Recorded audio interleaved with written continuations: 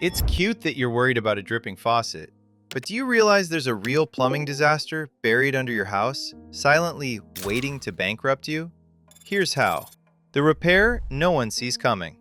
The most expensive plumbing repair in Canadian homes is a failed sewer line. This line runs underground, carrying all wastewater from your home to the municipal system. Since it's buried deep underground, problems go unnoticed for years until they're no longer unnoticeable. These sewer lines fail due to aging materials, shifting soil from freeze-thaw cycles, improper installation, or invasive tree roots. These issues slowly weaken joints and crack pipes, restricting flow long before a total failure happens. By the time you realize something is wrong, it's too late. Warning signs people ignore. If you want to avoid the hassle and save some cash, here are some signs to look for. Sewer line failure rarely starts with a flood. It starts quietly in your house, and you don't even notice it. 1. Multiple drains backing up at once. 2. Gurgling sounds after flushing. 3. Sewage smell near floor drains. 4.